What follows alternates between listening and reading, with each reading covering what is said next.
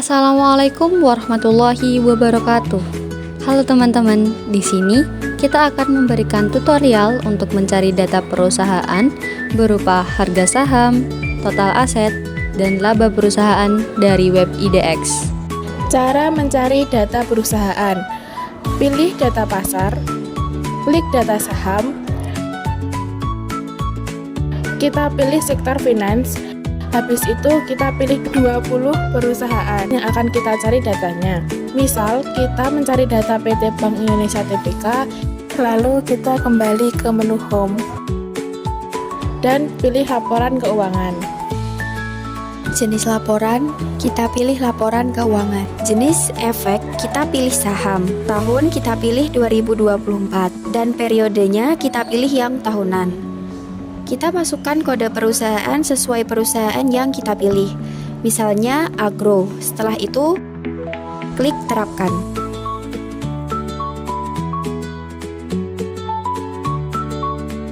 Kita download yang Financial Statement 2024. Tunggu proses download selesai, dan habis itu kita buka filenya.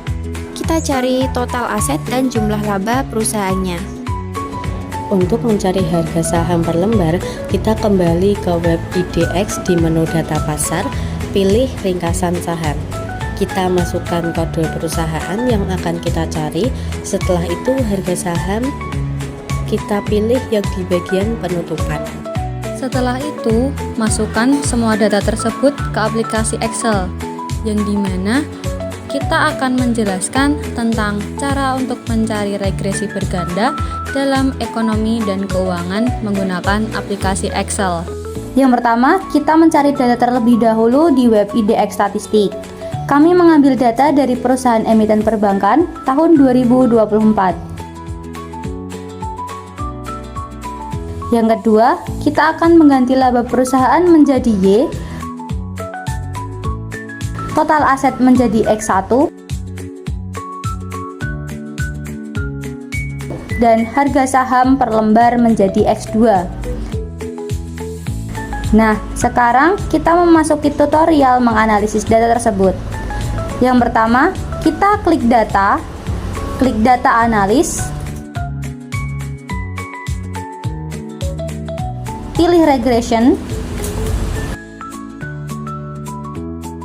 lalu klik OK.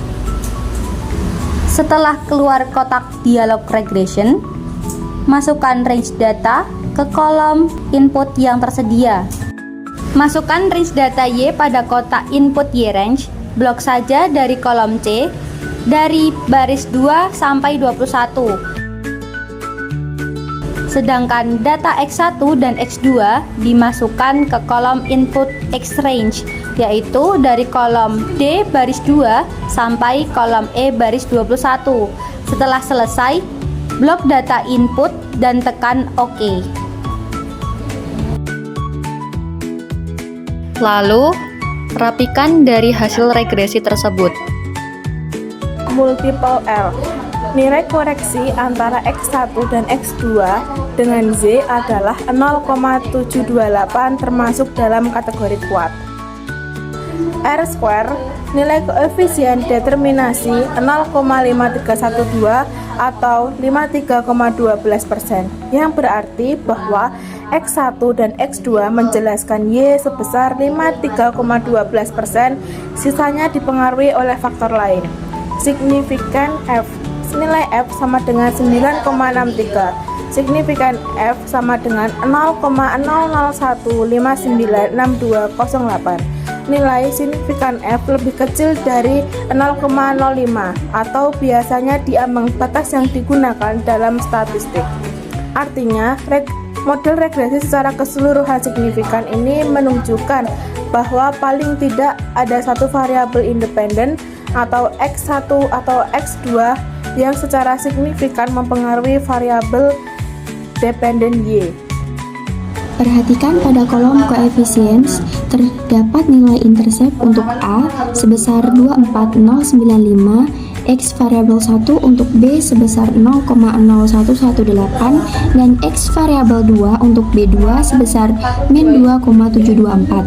Dengan demikian, dengan mudah kita dapat menuliskan persamaan regresi adalah Y sama dengan 24095 plus 0,0118x1 min 2,724x2. Standar error. Yang pertama, intercept atau konstanta. Nilainya 24095,88 dengan standar error 27089,09. Artinya, ada ketidakpastian yang sangat besar terhadap nilai konstanta ini. Hal ini juga didukung oleh p-value yang tinggi, yaitu 0,386, sehingga konstanta ini tidak signifikan secara statistik. Yang kedua, variabel X1. Koefisiennya 0,01187 dengan standar error hanya 0,00271. Ini menunjukkan bahwa estimasinya cukup kuat. Bahkan p-value-nya sangat kecil, yaitu 0,00004, artinya X1 berpengaruh signifikan terhadap Y. 3. Variabel X2. Koefisiennya min 2,724 dengan standar error 8,13. Artinya, estimasi koefisien X2 memiliki ketidakpastian besar. P-value-nya juga tinggi 0,741, menunjukkan bahwa X2 tidak signifikan dalam model. Jadi kesimpulannya, variabel X1 signifikan mempengaruhi Y, yang berarti jumlah aset mempengaruhi jumlah laba perusahaan. Sedangkan variabel X2 tidak signifikan mempengaruhi Y, yang berarti harga saham per lembar tidak terlalu mempengaruhi jumlah laba perusahaan. Sekian video dari kami. Apabila ada salah kata, mohon maaf. Wassalamualaikum warahmatullahi wabarakatuh.